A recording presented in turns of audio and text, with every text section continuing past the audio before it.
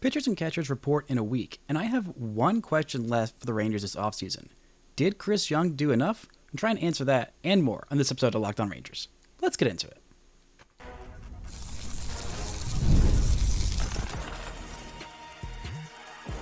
You are Locked On Rangers, your daily Texas Rangers podcast, part of the Locked On Podcast Network, your team every day.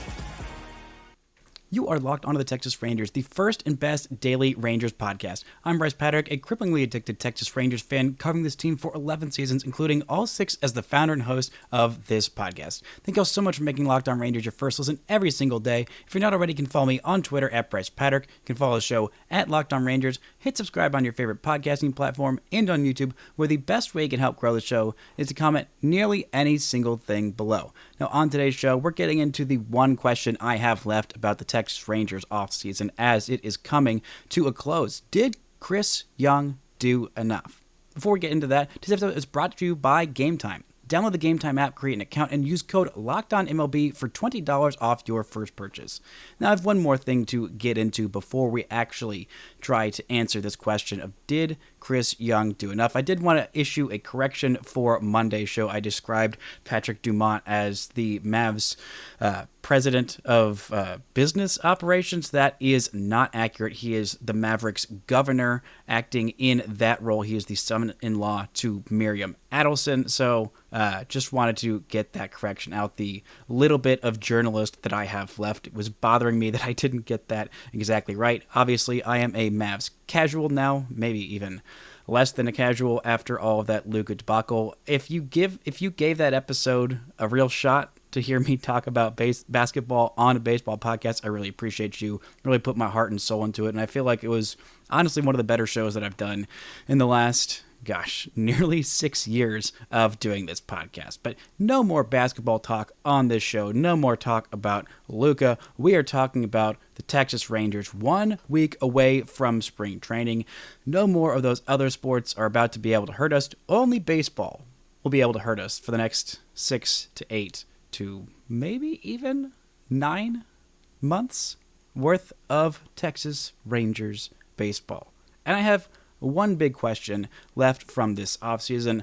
On Saturday night, before I got that sad news about that thing that happened in the DFW sports world, I was talking with some baseball friends of mine, including friend of the show, Levi Weaver, and I asked this question to Levi. I said, did Chris Young do enough? And I figured, if that's the one big question on my mind when I talk to fellow baseball head, baseball media person at large, Levi Weaver, I thought, why don't I look into that myself? Now, Levi's answer was, I think, a little bit different than mine. He said probably not to know. Don't hold him to that. There might have been some beverages on my part involved in that conversation, so the details may be a little bit hazy. There's also been emotional distress since then in other sports news, but I wanted to answer that question because that's really the last thing on my mind. We're a week away from pitchers and catchers reporting and all the joy that comes with that. It's felt like for weeks, if not quite a month at this point, that the Rangers have been done with making moves, and this is the team they're heading into the season with. And so the natural question is, did they do enough? What do they have to do? I feel like to answer that question, we have to go back to the start of this offseason and remember what the heck they all had to do. I went back and looked at some of my old episodes of, setting up this offseason of, okay, what actually needs to be done? I went back to my most realistic scenario episode, and I got to brag on myself for some of these calculations, some of these things that I predicted. The personnel wasn't exactly right, but some of the money was just spot on. I didn't get the contract right for Nathan Eovaldi. I did say at the highest end it would be 3 years, $75 million. I didn't think it would actually end up going that high, but I was right. That was the high end, and that was the deal that got it done. I had the Rangers payroll at around $232 million, and I'm within about $2 to $3 million with all of that, with how they actually ended up with this payroll. I feel very good about myself just nailing that number on the head, giving themselves some leeway, some wiggle room before they hit that 241, knowing that they probably wouldn't go over it unless they signed Juan Soto or did something absolutely crazy. They didn't, and that was fine. And I think that, we need to go back and look at those things. So what all did the Rangers need to do? Well, in that episode, I said the big fixes for this winter: shore up the rotation with depth, top-end talent, work a miracle on the bullpen, add a bat who can destroy lefty pitchers, probably plays the outfield. In retrospect, I probably should have said destroys righty pitchers, or just destroys anybody, any kind of offensive upgrade. I was really looking at two of those Diamondbacks from last year, Randall Grichuk and Jock Pederson. I settled on Randall Grichuk in this scenario. I also settled on bringing back Carson Kelly. In this scenario, I did bring in Chris Martin, nailed that one. Also brought back Kirby Yates, did not nail that one. Did have the Rangers bringing back Nathan Eovaldi as a realistic scenario, and, not bad. So let's start with the first part of that. Shore up the rotation with depth and top-end talent. Well, in terms of depth, if you want a depth signing, Adrian Hauser signed to a minor league deal, a guy who has been a career pretty fine number 4, 5 in rotation. He's not going to crack the opening day roster, barring some sort of pitching injury, maybe even several sorts of pitching injuries. But he's good depth to have as your number 7, 8 starter. In the terms of the depth in your rotation, most rotations need, not just 5 guys for the year, but somewhere between 7 to 10 to heck, maybe even 11 starting pitchers to pick up some kind of slack in this rotation. Hauser is a good depth signing. He did not have a good year last year. I think the Rangers see something in him that they can tweak and fix, and just having that guy there, if you have multiple injuries in your rotation, multiple guys go down, having someone like that is good depth. And they also needed more top-end talent. They needed another starter who you feel really, really good about having in a playoff game. And boy, howdy, is that Nathan Eovaldi. He was the biggest acquisition for the Rangers, or should I say reacquisition for the Rangers this offseason. The most money they spent was on Nathan Eovaldi, because getting guys who can start playoff games, starting pitchers who can start playoff games, and you feel really good about it, those guys do not grow on trees. Those guys are very, very difficult to find, and should the Rangers find themselves good enough to make the postseason this year, they're going to need some Nathan Eovaldi. Hopefully he's healthy come playoff time. Hopefully he and Jacob deGrom are healthy, and if you have those guys starting half or almost 2 out of 3, 50 to 60% of your playoff games, you feel really, really good about your chances to take on anybody, even these monumental Dodgers who bought everybody on the planet, or the Yankees who have a decent team, or really anybody in the American League, or anybody even in the National League, whether it's the Phillies that make it out, whether it's the Braves that make it out, whether it's, the Brewers that somehow make it out. You have Jacob deGrom and Nathan Eovaldi starting game 1 and 2 of World Series. Especially with how this lineup looks, you feel really darn good about your odds to win said postseason series. So that was well done. I think the Rangers absolutely nailed that of getting the rotation depth. Would I have liked to have signed another starting pitcher? If it was Roki Sasaki, then yeah. Other than that, I feel like Eovaldi was about it, because, the guys who the Rangers have on their roster, with Jacob deGrom, with Tyler Mahle, with John Gray, Cody Bradford, with also Kumar Rocker, we'll see how many innings the Rangers actually get out of him. Just getting that one guy who you feel pretty confident about giving you 150 innings.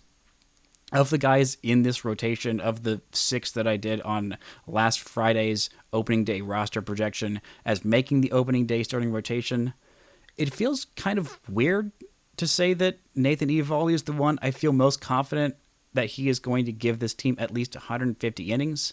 It's between him and Cody Bradford for me, but I feel pretty confident in Eovaldi being able to give the Rangers 150 innings. Is he going to give much more than that? I don't know. I don't think so. I don't see a scenario where he gives the Rangers 200 innings. I think there is a scenario where he gives the Rangers about 180 innings.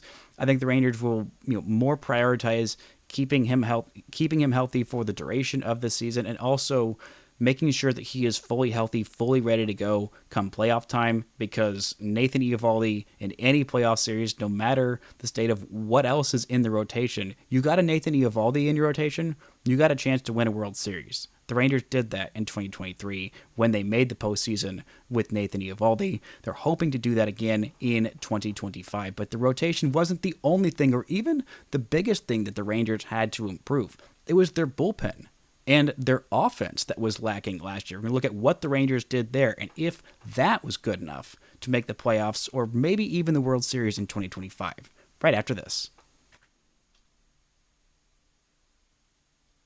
This show is brought to you by PrizePicks. The big game is almost here, and there's no better way to make it even more exciting than with PrizePicks, the best place for daily fantasy sports. Over 10 million members and billions in winnings awarded, PrizePicks makes it fun and simple to get in on the action. Here's how it works. You pick more or less on at least 2 players' projections, and if you're right, you could win up to 1,000 times your cash. PrizePicks even has a free pick for the big game where Pat Mahomes only needs to throw 1 yard to win. I don't know if y'all know much about football, but that's a pretty surefire guaranteed win. Pair that with one more correct pick, and you are cashing out. Download the app today and use code LOCKEDONMLB to get $50 instantly after you play your first $5 lineup. That's code LOCKEDONMLB for $50 instantly after you play your first $5 lineup. PrizePicks. Run your game. Shout out to the everydayers making Locked On Rangers your first listen every single day. We're back on Friday's show looking at Petcoa's projections for the Rangers and maybe even making them the favorites to win the AL West. Talk about all that on Friday's show and be back to 5 episodes a week next week as we get pitchers and catchers finally reporting. Now, what else did the Rangers have to do this offseason? The biggest question mark by far was the Rangers bullpen. They needed to work basically a miracle on this bullpen, and we'll see how it actually ends up working out, but for the most part, I think Chris Young just might have worked that miracle, because he made a lot of moves. This was the most moves that he needed to make, because there are the most spots in a bullpen. The lineup was pretty shored up. They ended up making more spots in that, more moves in their lineup than I thought they would heading into this offseason. Shook things up a little bit there, but the bullpen, there were a lot of spots open. Kirby Yates, free agent. David Robertson, free agent. Jose Leclerc, free agent. Jose Urena, free agent as well. And so was Andrew Chafin, the slight role that he played towards the end of the season. But the Rangers were making moves. Chris Young was making them moves, and smart moves. Maybe the smartest GM in DFW sports. I don't know. It's between him and old Jim there with the Dallas Stars. Not much competition from the other Ranger sports team. But Jacob Webb, Hobie Milner, Sean Armstrong, Robert Garcia, Chris Martin, and Jesse Chavez. That's a lot of relievers to bring in. And now, sure, they're not as fun. They're not as big names. They're probably not going to have as good of a season as Kirby Yates had last year. And if they had brought Kirby Yates back and maybe just blasted a little bit into that luxury tax, $2 to $3, maybe $4 million in luxury tax that it would have taken to bring back Kirby Yates if he had signed a similar deal to what he signed with the Dodgers, you would have felt really darn good about this bullpen. And at this point, I feel pretty good about this bullpen. But again, for years, I've been saying that if you want to build a bullpen, if you have to build a bullpen from scratch in the offseason, if you don't have guys internally that you feel really good that can just jump into this pen and throw nasty stuff and be amazing. Homegrown guys, obviously, pre-arb guys are the cheapest that you can possibly get. And having them for team control for multiple years and not having to worry about redoing a bullpen every year is the ideal version. Maybe the Rangers will have that in a couple years. There's quite a few prospects who I feel confident that if they aren't members of the starting rotation will be pretty darn nasty relievers. But if you have to rebuild a bullpen basically from scratch, this, I think, is the best way to do it. make a bunch of signings, go kind of scattershot, go shotgun kind of an approach, sign a bunch of guys to not very expensive deals, and know that some of them will be bad. That's just kind of how relievers work. Some of them will be about what you're expecting, and probably one or two of them will be really darn good. That's just kind of the way of relievers. And so getting all these different guys, I think that a lot of people are sleeping on Robert Garcia. I don't ever love trading an established everyday position player for a reliever unless that reliever is just incredible. I think Garcia is a lot better than his baseline stats indicate. Go look at his Baseball Savant page and you will see why I'm so excited for Robert Garcia. Having a lefty who has that great of a changeup is very good against righties, is good against lefties as well. I think Garcia could be an absolute monster in the back end of the pen, and the Rangers will have him for several years, and he'll also be making pre-arbitration money. That's great. I think the Rangers got a great deal on Chris Martin. If he's their closer, I think that's fine. I think that's more than fine. He's been a really, really darn good reliever for many years. He has been so consistent and dependable, and getting him on a, $5 million deal, that is an absolute bargain. Would have been really nice if he was the Rangers setup and they brought back Kirby Yates as the closer, but I think too much is made often of, this guy hasn't been an actual closer. He hasn't actually done the ninth inning. Not all those closers had experience before they had their breakouts. How else are you supposed to get new breakout closers? The new breakout closers come up all the time. That Kirby Yates wasn't supposed to be the Rangers' ninth inning option last year, but he ended up in it. It was Leclerc that was the closer out of camp. That was happening. Leclerc had just been amazing in the postseason and then kind of reverted back to some of his old ways. Kirby Yates stepped up and was downright incredible. But he hadn't been incredible since basically 2019. He had been good in 2023, but I think a lot of that too much is made of, the Rangers need to have a closer. Without a closer, they're going to lose more one-run games. And they are. They are going to lose more one-run games. They're not going to have as good of a record in extra inning games as they did last year without guys, elite 8th and 9th inning guys in Robertson and Yates.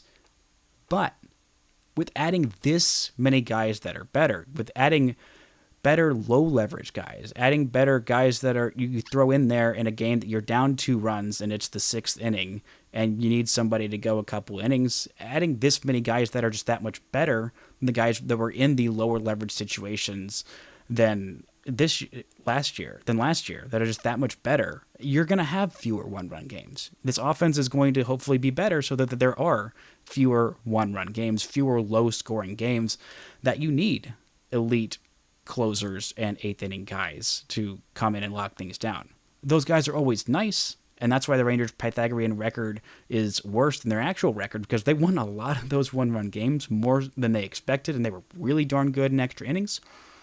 When you have elite 8th and 9th inning guys, you win more of those games. But if you're scoring more runs, if the bullpen is holding in those lower leverage situations better than it was last year, you have fewer of those one-run games. You have fewer of those closer games where you actually need an elite closer, an elite 8th and 9th inning guys. And overall, this bullpen is much better than last year. Losing Yates, losing Robertson, losing Leclerc, that hurts. You could have used those guys in this pen. But replacing them in the aggregate, Moneyball style, I think is just a better allocation of resources. Again, allocation of resources. Hearing that trigger of, staying under the luxury tax after this week for DFW fans might be a little bit triggering, but I think it just is. I think it just is a better, smarter use of those funds if that's what Chris Young was given to work with. All you can do as a GM is try your best to convince ownership to spend just that much more money, and when they give you that budget, and they set that hard limit, you got to work within those confines. And I think Chris Young has done a really good job of working within those confines. Now, last year, I think he could have done a better job of adding more depth to this lineup, adding more pieces to this bullpen. But I think he's learned from those mistakes. I mean, heck, he's only had 2 full seasons in charge. This was his 3rd offseason in charge of the franchise. And I think overall, rebuilding this bullpen the way he did, he's done a good job. As for the bats, the Rangers signed Kyle Higashioka to a 2-year, maybe it ends up as a 3-year deal. They traded for Jake Berger. They traded away Echedri Vargas, Brian Mendoza, Max Acosta. They also signed Jock Pederson to a 1, maybe 2, maybe 3-year deal with all of the different options and escalators and things like that in it. I don't know if Jock's going to be around for the full 3 years. I feel pretty confident that he's going to be around for at least 2 years of that deal, because the second year is, I believe that is the player option, and then maybe it's the team option in the third year of that deal. I forget the exact structuring of that deal. I would have looked it up on SpotTrack, but the website was having issues today. But Pederson is as good of a bat as the Rangers could have added. I don't think there was any scenario where they were getting Juan Soto once it became a $700 million plus bidding war between the two New York teams, and that's fine. That's fine. I think spending three years worth of money, a little bit more than I would typically pay for a DH, but adding Jock Pederson with his, attitude, with what he brings to the clubhouse, and more importantly, what he brings in the batter's box, which is a guy who just destroys right-handed pitching and always has. Adding those home runs in Jake Berger, I think offensively, overall, it's probably a downgrade from Nathaniel Lowe of just the overall offensive production, but the Rangers needed more home runs. They just did. And Lowe, I think, could have maybe eventually gotten there, but after a certain amount of time, especially with wanting to use those resources, financial resources, just a little bit better, I think Berger is a smart pivot, and I think that overall this offense is going to be a lot better, much closer to the 2023 version of the Texas Rangers offense than it is the 2024 version. Getting those guys to bring in outside talent, they needed more bats. They needed a Kyle Higashioka to provide that kind of insurance if Jonah Heim is still bad in 2025, if this is just a downward trend from him. They needed another DH, an actual DH that just mashes. Jock Pederson provides them that.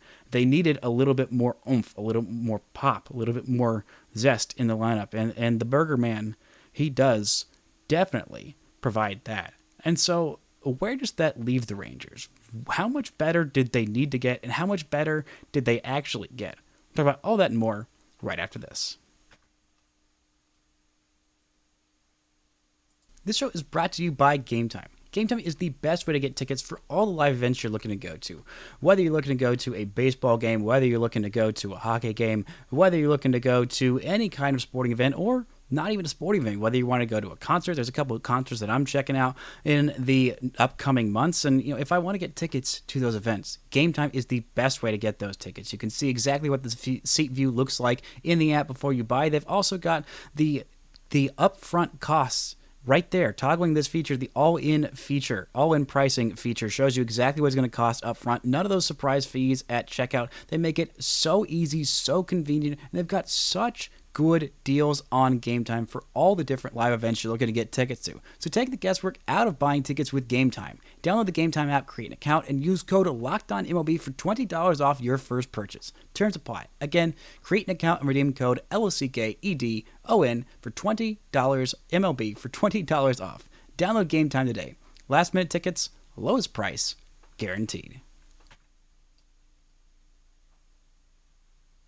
Now, my question at the beginning of this episode was, did Chris Young do enough? Did he do enough this offseason? And, that begs a follow-up question. What is enough? What is improving enough? How much better do the Rangers actually need to get? Well, if you look at just last year in the standings, the Texas Rangers, 78-84, and the division winner, the Houston Astros, they were 10 wins better than that. So, okay, guess the Rangers needed to improve 11 wins worth to win the AL West. And they would have made the wild card game and faced off against those weird and wacky Tigers. And maybe the Rangers would have fared better. Maybe they wouldn't have. But let's say about 10 wins. I think that about 90 wins should be the target. I think 90 wins in this version of the AL West in 2025 should be enough. So that's 12 wins better. But were the Rangers actually as good as their record last year? If you look at the Pythagorean record, which takes the amount of runs scored Minus the runs given up, the Rangers were 75-87 in their Pythagorean record. So Rangers needed to get 15 wins better. And how much went out the door? Well, 5 of the top 12 baseball reference war leaders on this Texas Rangers for 2024 are out the door and are almost assuredly not coming back. Although David Robertson is still a free agent, he possibly could come back. I highly doubt it. Andrew Heaney is still a free agent. He possibly could come back. I also highly doubt it. I'm surprised that nobody has signed Heaney, a solid number 4 starter in your rotation. Yates is already gone. Michael Lorenzen is already gone, and then also signed a deal to come back to the Kansas City Royals. But other than that, Nathaniel Lowe is traded out the door. Other than that, the Rangers needed to get probably 12, 15 wins better. And it's not just the free agent and offseason acquisitions. It's not just the trades of bringing in Robert Garcia, bringing in Jake Berger, re-signing Nathan Eovaldi, all these different bullpen arms that they signed, all of the hitters that they signed in Higashioka and Jock Pederson. There are other ways to improve, and I think that the Rangers' improvements more come from internal improvements than from the moves that they made this offseason.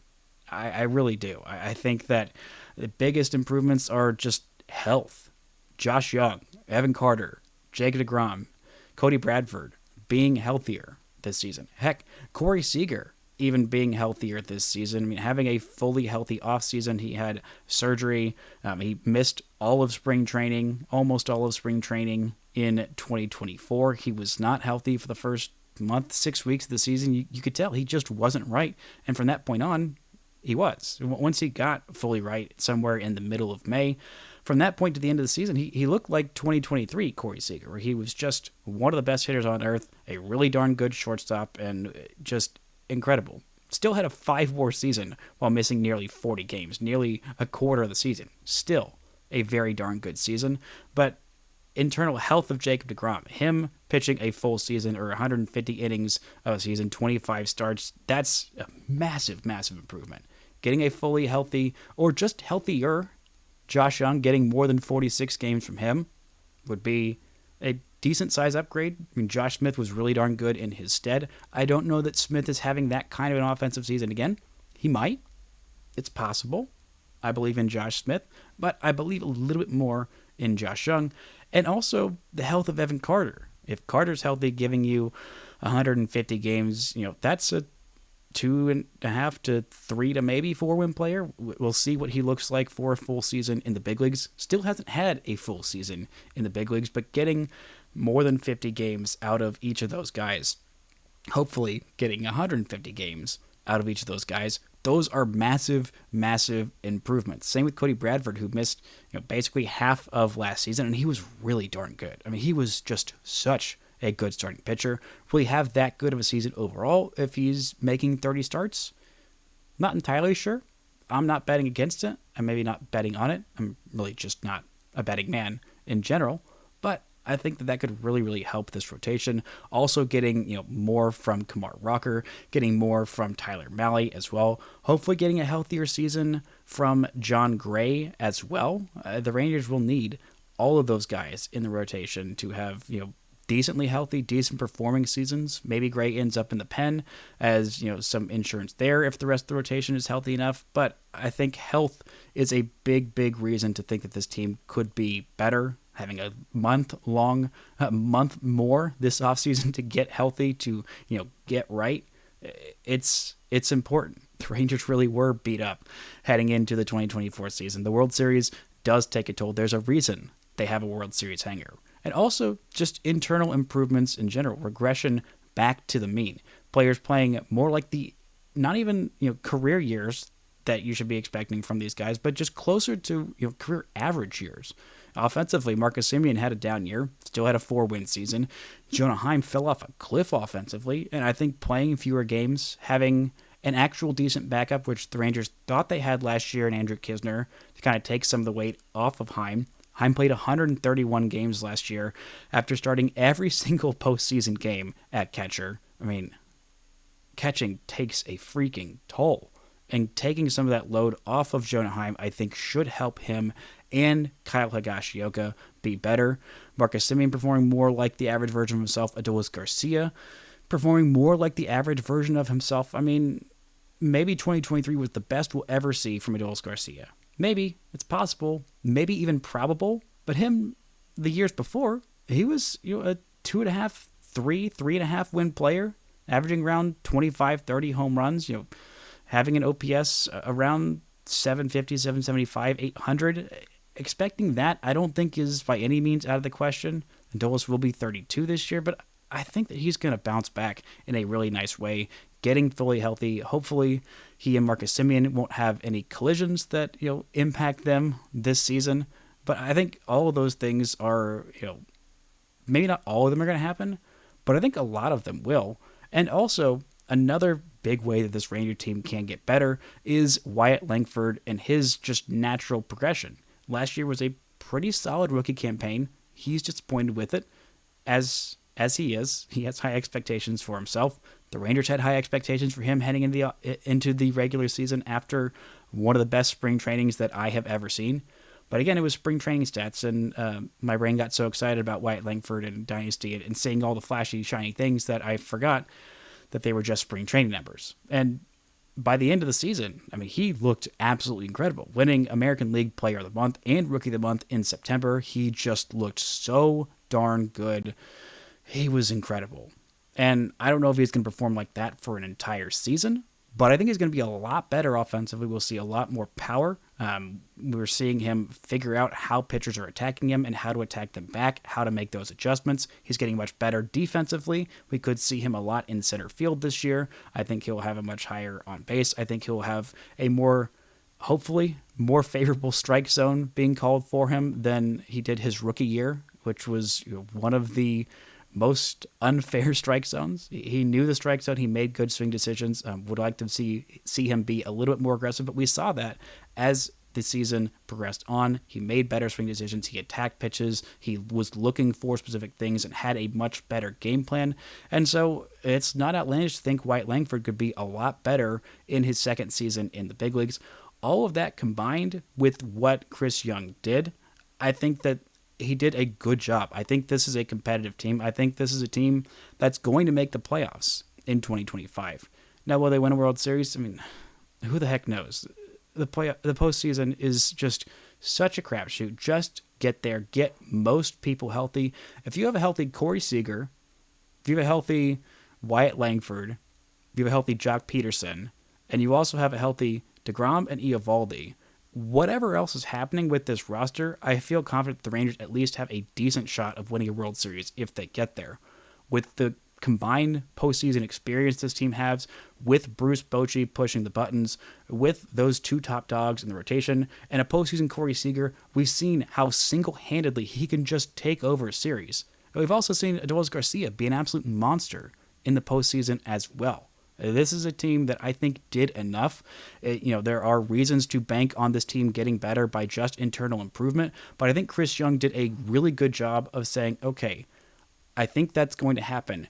But in case it doesn't, I think he did a good enough job of shoring up this team's weaknesses and improving spots that internally there was not enough going on that they could actually get back to the level of a World Series contending team, or at the very least, a playoff contending team. I think that Chris Young did do enough this offseason, and I am very bullish on this team's chances to make the postseason in 2025.